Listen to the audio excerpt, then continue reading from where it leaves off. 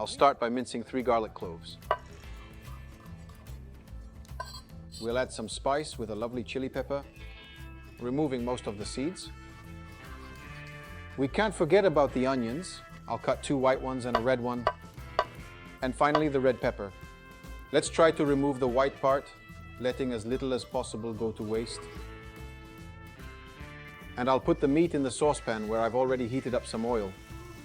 And we'll finish it on medium-high heat, sautéing it well, seasoning it with salt and letting it simmer with a ladle of meat broth.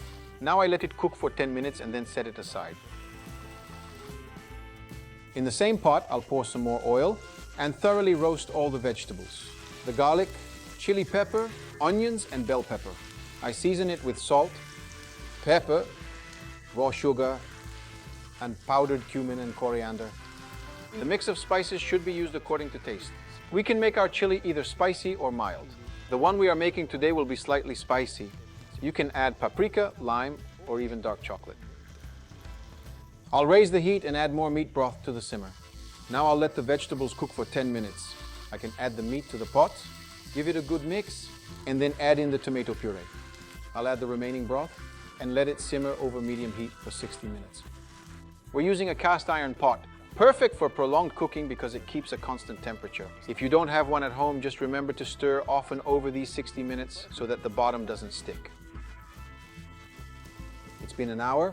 Now I can add in the beans, along with the liquid they were preserved in. If you can't find any black beans, bolotti beans work very well. We'll let this simmer for 40 minutes. Once it's ready, our chili con carne will need to rest, so let's keep it off the heat for 10 minutes.